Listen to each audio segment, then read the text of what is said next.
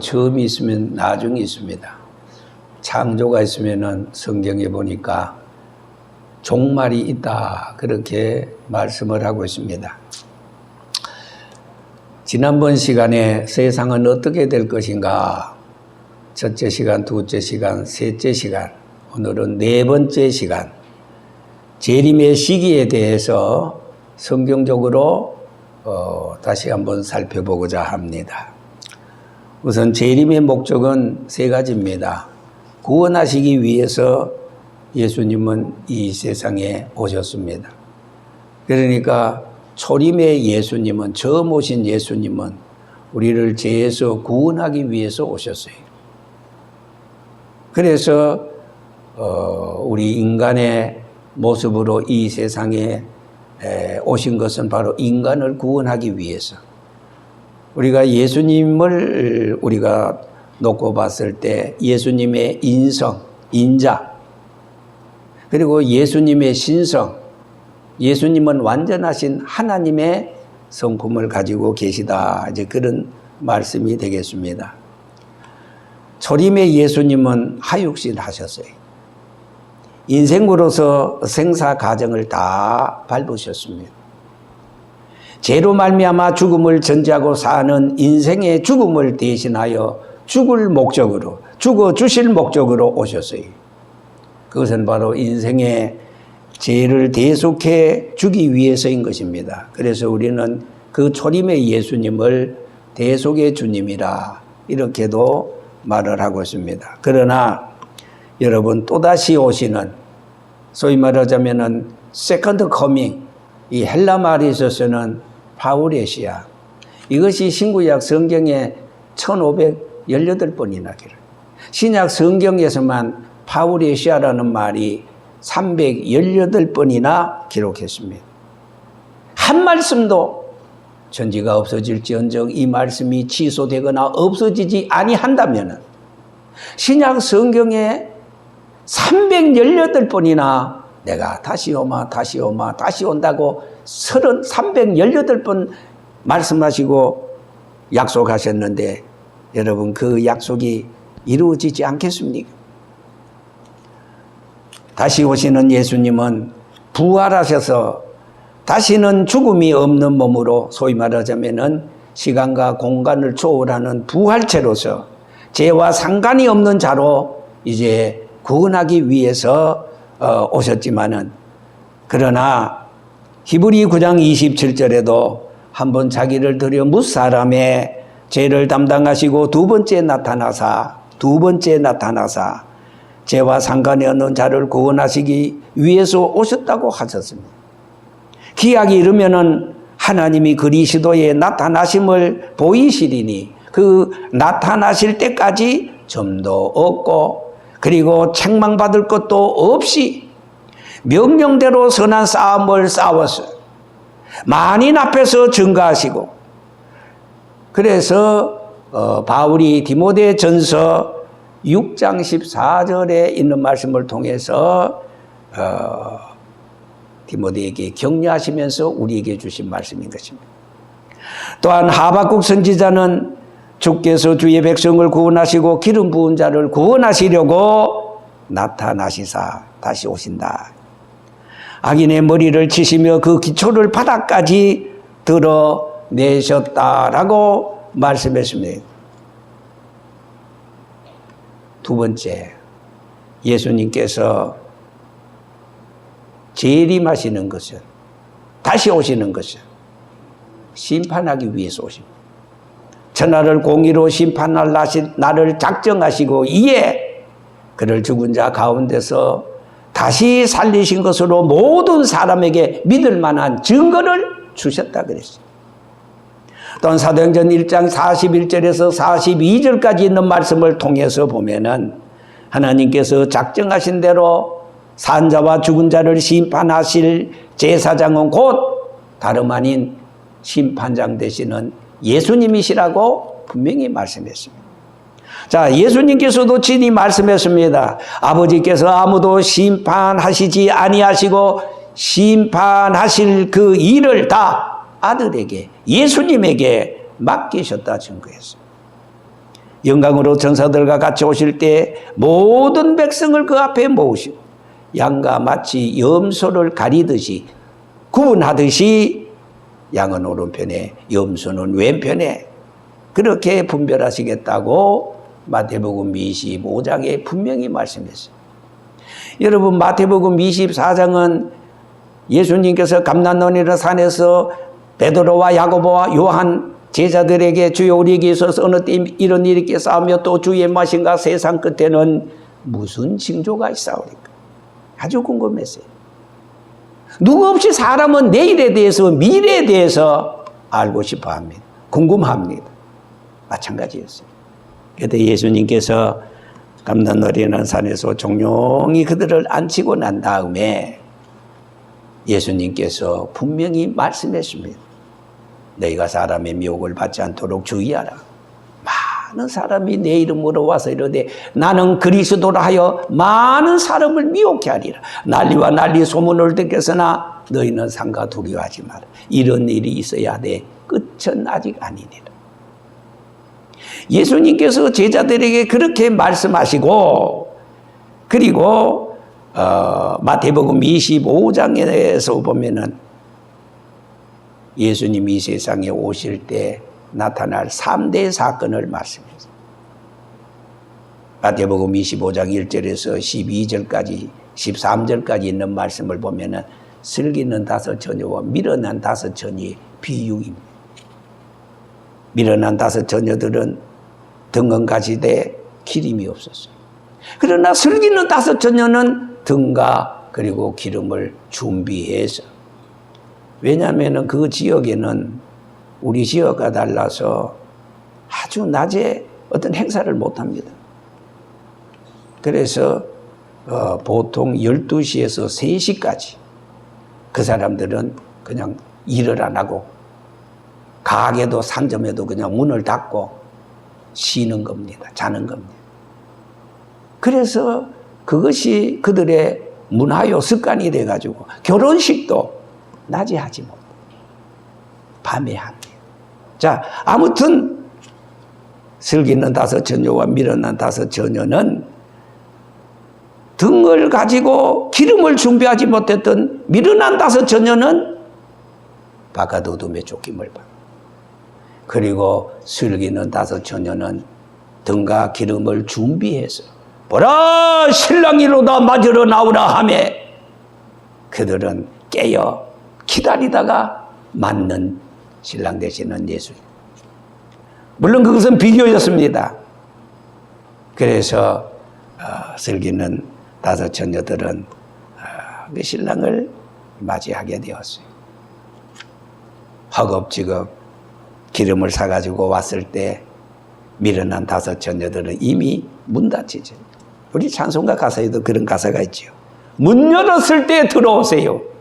때가 있는 거예요. 믿을 만한 때가 있는 거예요. 하나님은 우리에게 이런 시기와 때를 주셨어요. 이 때를 놓치면은 먼 훗날 주인 되시는 주님이 오실 때는 재차가 없습니다. 다시가 없습니다. 요담이 없습니다. 처음이자 마지막입니다. 그래서 성경에 보니까 통곡하면서 우리에게 문 열어달라고 했지만은 노력해도 안 됩니다. 힘써도 안 됩니다. 참아도 안 됩니다. 통곡해도 안 됩니다. 한 번 닫힌 문은 열려야 열 수 없었던 것입니다. 자, 여러분, 세 번째는 예수님이 통치하기 위해서 오십니다. 예수님께서 죄악의 세상을 심판하시며 선악을 분별하여 새 세계를 재건하시고 주님의 백성들로 평안을 누릴 수 있도록 통치하기 위해서 소위 만왕의 왕으로 이 세상에, 왕중왕으로 이 세상에 오십니다. 그래서 요한계시록 19장 15절에서 16절 말씀을 보면은 만국을 철장으로 다스리시며 전능하신 하나님의 진노하시는 독주 짜는 틀을 밟겠고 그리고 그 옷과 다리에 만왕의 왕이요 만주의 주라고 이름을 쓴 것이 있다. 그렇게 말씀을 했습니다. 이사야 선지자는 말합니다. 그 정사와 평강의 더함이 무궁하며 또 다윗의 위에 앉아서 그 나라를 굳게 세우고 자금 이후로 영원토록 공평과 정의로 그것을 보존하실 것인데 만군의 여호와 열심히 이를 반드시 이루리라 그렇게 말씀했습니다. 자, 오늘은 예수님의 재림의 시기 아주 중요한 문제입니다. 인생이 모르는 거 세 가지가 있어요. 첫째, 개인이 이 세상에 태어나서 언제 어느 순간에 죽을는지. 여러분, 죽으면 순서가 없어요. 질서가 없어요. 이 세상에 올 때는 똑같이 왔지만은 그러나 어떤 사람은 백수하는 사람도 있고 104세 하는 사람도 있고 어떤 사람 얘기를 들어보니까 104살 되는 할아버지가 아주 몸도 꼿꼿하고 그래서 104세 운동도 잘하고 우리나라에서 지금 제일 오래 산 사람이 할머니인데 116살이에요. 금년도 거의 다 갔으니까 이제 3년만 있으면은 120세가 되는 거예요.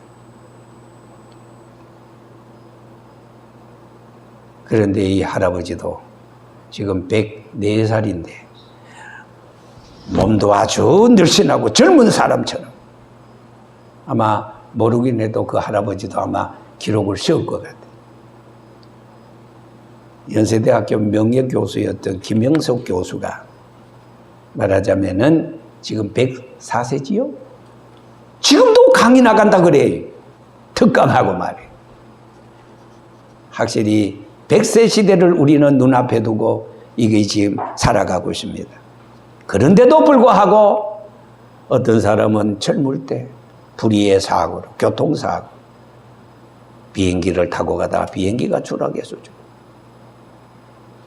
수영하다가 빠져서 죽고 사람이 이 세상에 올 때는 순서적으로 와서나 갈 때는 뒤죽박죽이에요. 젊었다고 오래 사는 게 아니에요. 젊은 사람들 중에서도 10대, 20대 여러분 요즘 가만 보면은 연예인 중에서도 그냥 20대, 30대 그 인기 다 반납하고 먼저 가는 이런 사람 많잖아요.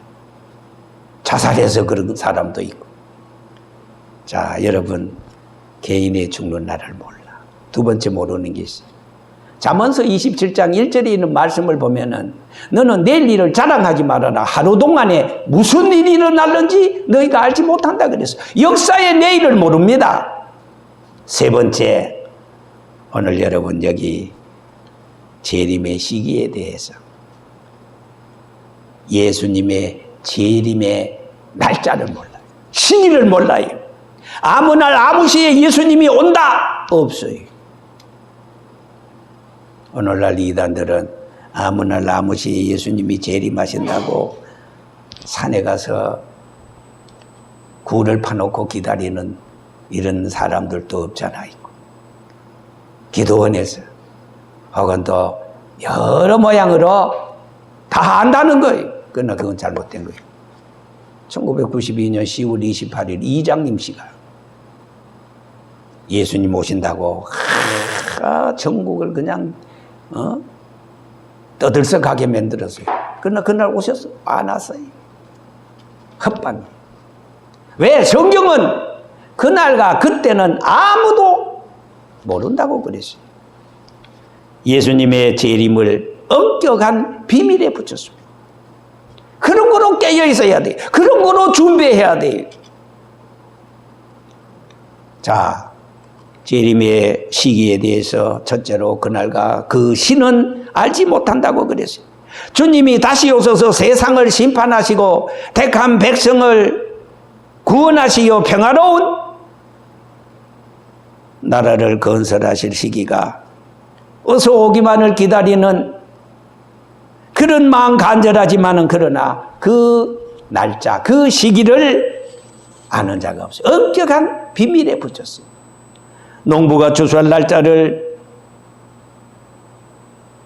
씨 뿌릴 때부터 작성함이 아닙니다. 추수기가 다 되어도 하루하루 더 미루어 한 이삭이라도 적당한 시기에 더 결실하기를 기다렸다가 적당한 시기를 택하여 적당한 날에 거두는 것과도 마찬가지로 하나님께서는 그 날짜를 미리 정해놓으신 것이 아니고 적당한 시기와 적당한 날에 이루실 일인 거로, 그래서 하나님께서 그때 이르러 봐서 하실 일이기 때문에 모른다고 그랬어요. 그래서 성경에 보니까 전사도 모르고 아들도 모르고 오직 아버지만 아신다. 여기 아버지라는 것은, 아들이라는 것은 예수님을 말합니다. 진짜 예수님이 모를까? 예수님은 알아요. 인성으로는 모른다 그 말이에요. 신성으로는 예수님이 성자 하나님인데 하나님은 압니까 모릅니까? 하나님은 알아. 그럼 예수님은 하나님입니까? 인간입니까? 신성으로는 하나님이기 때문에 하나님 아시는 거예요. 그러나 그 모든 것은 성부 하나님의 소관으로 맡기신 것입니다.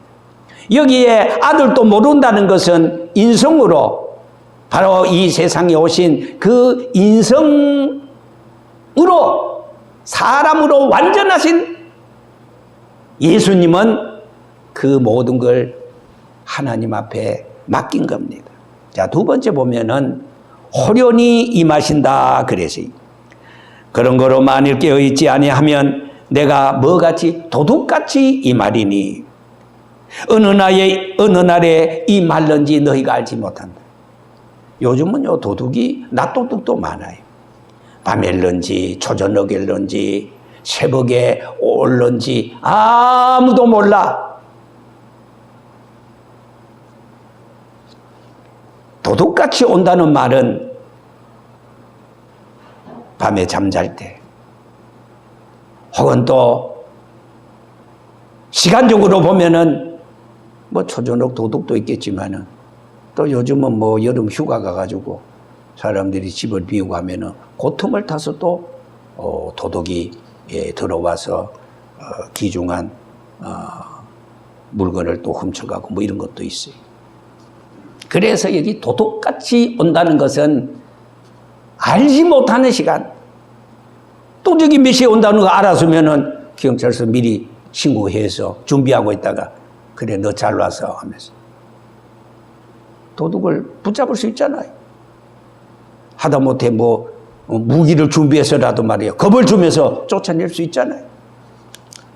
자, 요한계시록 3장 3절에 말합니다. 그러므로 너가 어떻게 받았으며 어떻게 들었는지 생각하고 지켜 회개하라.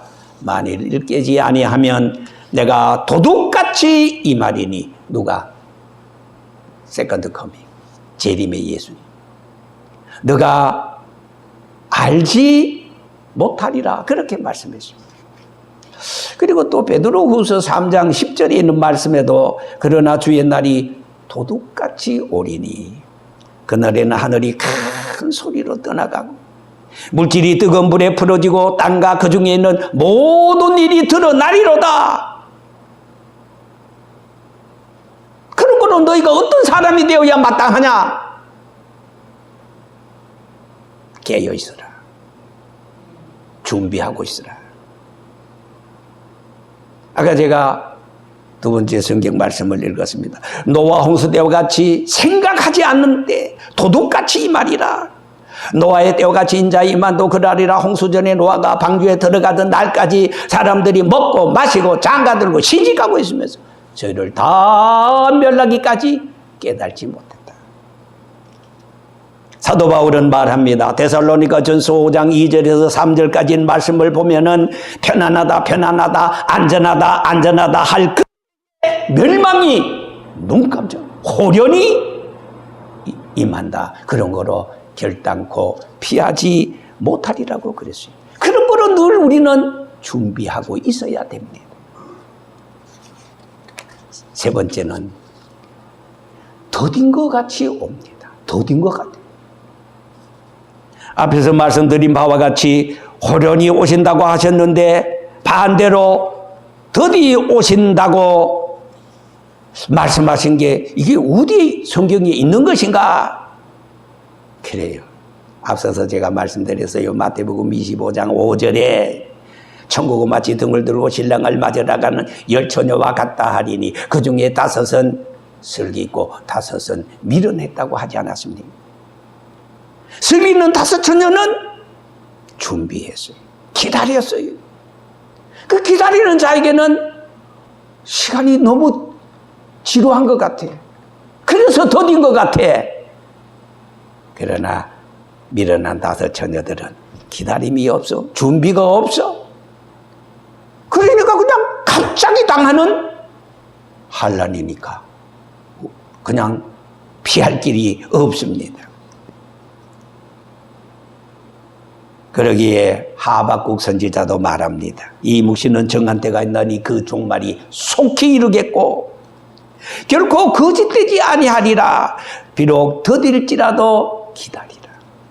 지체되지 않고 정령 응하리라고 말씀했습니다. 자, 그렇습니다. 속히 이르겠다고 하시면서 기다리는 사람들에게는 더딘 것 같이 생각이 되어지지만은 그러나 깨어있지 못하고 기다리지 않는 사람에게는 갑자기 당합니다. 뭐 이렇게 빨라? 왜? 준비가 없어. 이런 사람들에게는 멸망이 호련히 임합니다. 자, 이상의 말씀을 종합해 보면 더딘 것이 아니라 만민에게 회개의 기회를 주시기 위해서 하나님은 오늘 또 지구를 가동시켜 줍니다. 자전하고 공전합니다. 지구가 한 바퀴 도는데 24시간이 걸립니다. 24시간이 걸리면서 태양을 한 바퀴 도는데 걸리는 시간이, 공전하는 시간이 365일입니다. 오늘도 하나님께서는 이 지구의 불을 끄지 않고 왜 가동시켜 주시는가? 하나님이 살아계시다면 악한 자를 하나님이 동작 그만 하면서 하나님이 심판해야 마땅할 것 같은데 악인들이, 악한 통치자들이 사람의 생명을 파리 목숨과 같이 있어요. 북한의 김정은이가 그렇습니다. 자기를 어릴 때 키웠던 그 장성택 고모를 그냥 고사포로 가루를 내고 마지 않는 이 악인들. 그런데 걱정하지 마세요. 다 때가 있어요. 하나님의 말씀에 악인도 악한 날에 적당하게 쓰는 거예요. 쓰고 난 다음에 하나님께서는 그를 심판해버리게. 여러 가지 들려오는 그 징조를 보면은 또 탈북자들이 얘기라든지 전문가들이 얘기를 들어보면은 김정은이의 목숨은 분초를 지금 다투고 있다 그래요. 줄담배에다가 140kg. 여러분들 두 몫입니다. 걸음도 제대로 못 걸어. 하나님이 적당한 시기에 하나님이 심판해 주시는 겁니다. 자, 그런데 오늘 마지막 결론적으로 봅시다. 하나님께서는 한 생명이 천하보다 귀한데 지구의 값이 545조 2500조나 되는 이 지구의 불을 끄지지 않고 오늘 또 한 생명 때문에 저와 여러분들은 하나님 앞에 정말로 귀한 목숨입니다.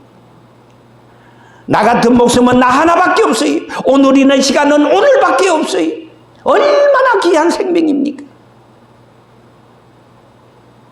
여러분 똑같은 사람 봤어요. 이 지구상에 80억이 살아도 80억의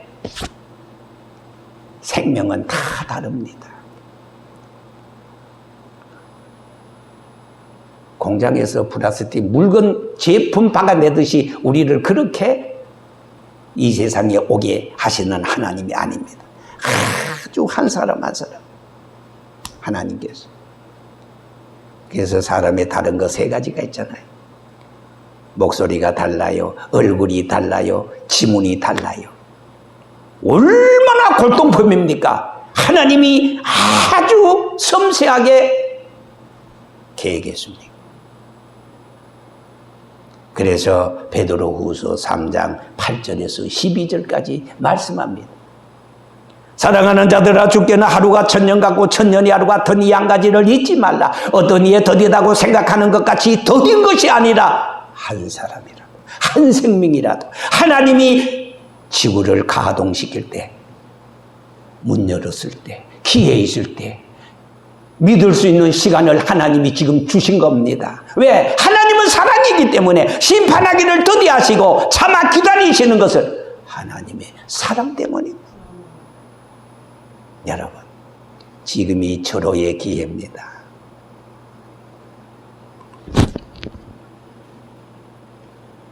절호의 시간입니다.